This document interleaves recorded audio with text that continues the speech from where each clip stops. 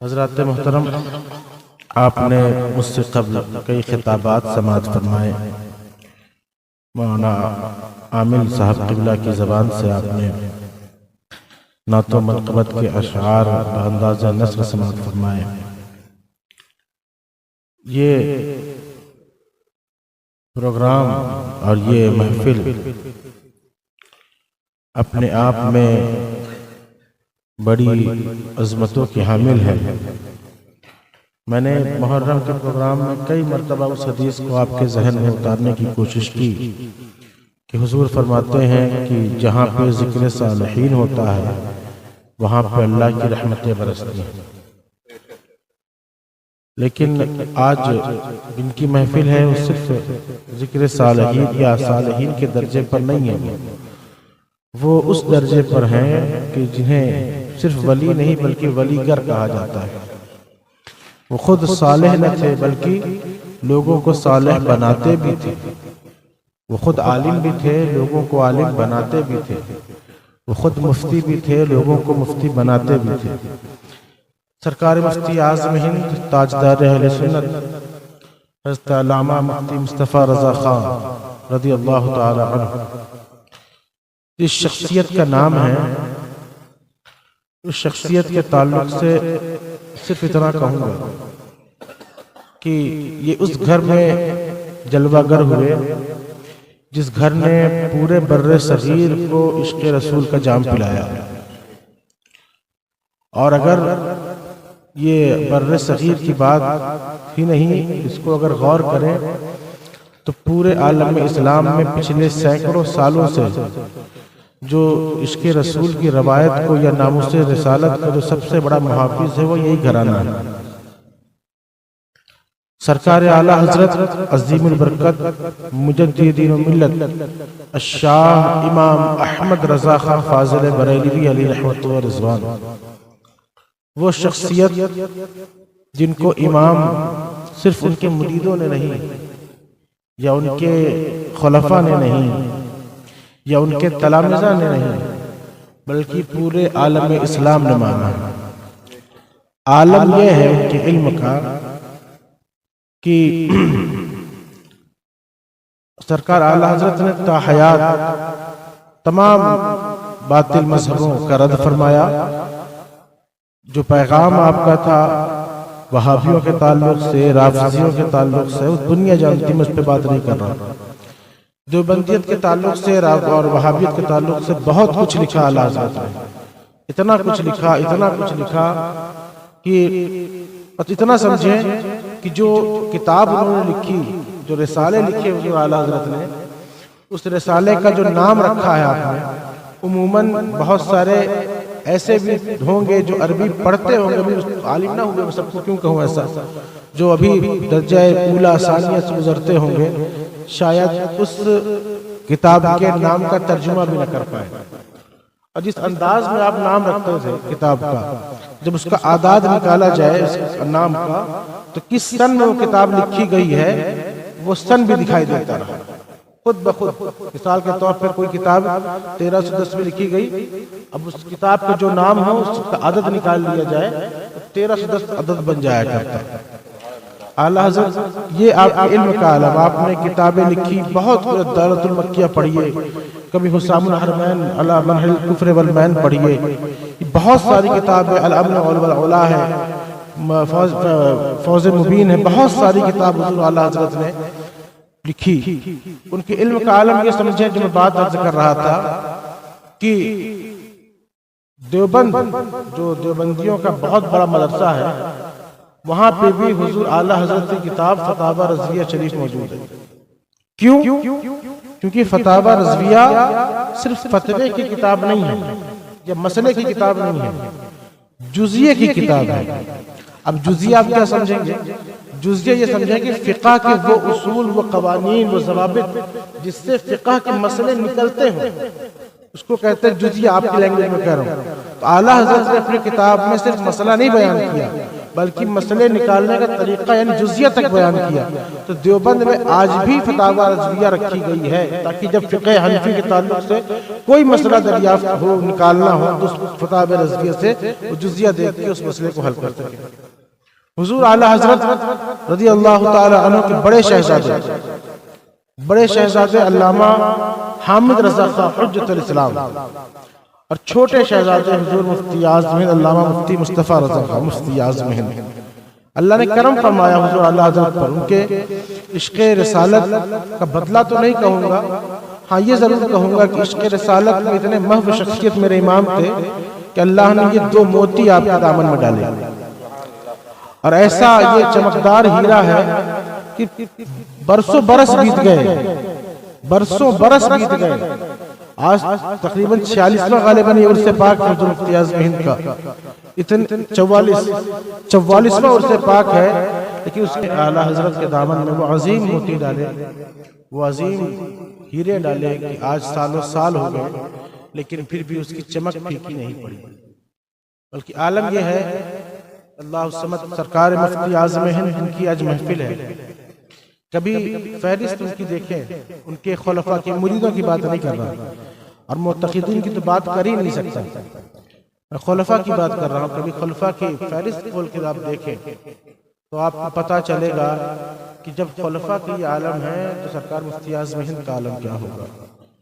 آپ کے خلفاء میں ایسا بھی نہیں ہے کہ مطلب کوئی آیا کہ حضرت خلیفہ بننا چاہتے ہو تو بس خلافت دے دی، ایسا بھی نہیں. بڑی جانچ پرکھ اور بڑی ذمہ داری کے ساتھ آپ کسی کو اپنا خلیفہ بنایا کرتے ہیں. پاکستان میں ایک شخصیت محقق اعظم اس دور کا کہا جائے تو کم نہیں ہوگا، علامہ سید تراب الحق قادری رحمۃ اللہ تعالی علیہ. جو حضرات نے ان کی تقاریر سماعت کی ہوگی یا ان کے تحقیقی بیانات سنے ہوں گے تو انہیں پتا ہوگا کہ کون ہے تراب الحق. عالم اسلام میں پچھلے 10-20-50 سال کے اندر 3-4 جنازے ہی گنے جاتے ہیں جس میں بھیڑ کی گنتی نہیں کی، آدمیوں کی گنتی نہیں ہوئی. اس میں حضور تاج الشریعہ کا جنازہ بھی ہے، اس میں ممتاز قادری کا جنازہ بھی ہے، امیر المجاہدین علامہ خادم حسین رضوی کا جنازہ بھی ہے اور سید تراب الحق قادری کا جنازہ بھی ہے. اتنے کثیر علماء جامعہ امجدیہ آپ نے قائم کیا پاکستان میں اور آپ اتنے عظیم شخصیت، اتنی عظیم شخصیت علم کے معاملے میں کہ آپ سے سوال ہوا علامہ تراب الحق قادری سے کہ حضرت یہ بتائیں کہ قرآن شریف کے ترجمے کے بارے میں آپ ذرا روشنی ڈالیں کہ یہ کب سے مسئلہ ہوا.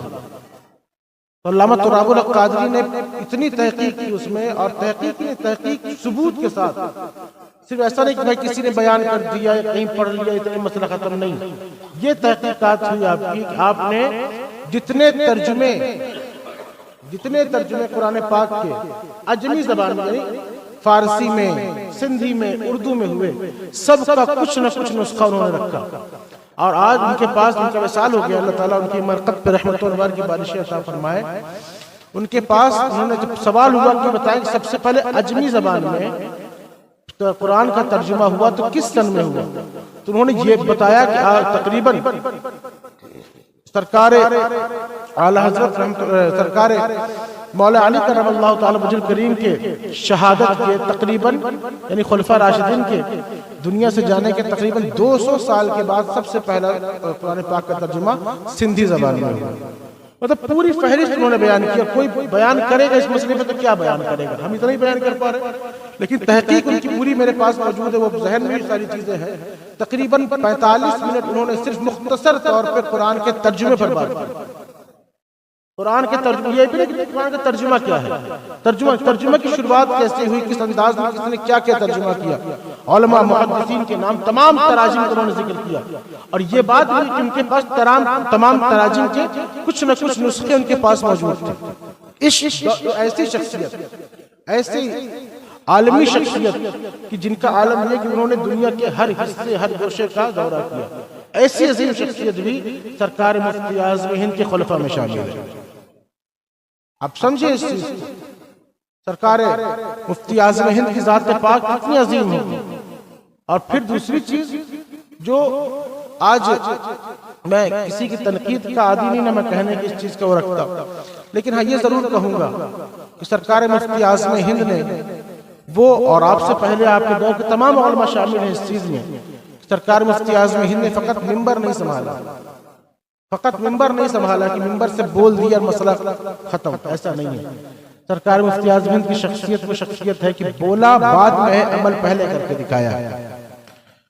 تقوی میں آپ کا کوئی ثانی پچھلے 50 سال 60 سال کے اندر نظر نہیں آتا جو تقوی سرکار مفتی اعظم ہند نے پیش کیا.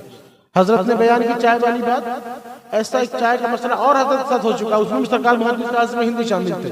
ابھی کمرے میں گفتگو ہو رہی تھی تو میں اسے عرض کر رہا تھا کسی غیر مسلم کے یہاں کی چائے حضور نوش نہیں فرماتے. ایک مرتبہ چائے آئی حضرت کی بارگاہ میں، حضور محدث اعظم ہند کے ساتھ تھے. حضور مفتی اعظم ہند نے تحقیق کی کہاں سے آیا چائے آپ؟ فرمایا فلاں جگہ سے. کہا میں نہیں پیتا. غیر مسلم کے ہاں تھی، منع فرما دیا. حضور محدث اعظم ہند چائے پینے لگے. کسی نے پوچھا حضور آپ چائے پی رہے ہیں اور حضرت نے چائے منع فرما دی؟ تو آپ نے چائے کی چسکی لیا، ارشاد فرمایا جناب جو میں کر رہا ہوں وہ ان کا فتویٰ ہے اور جو وہ کر رہے ہیں وہ ان کا تقویٰ ہے.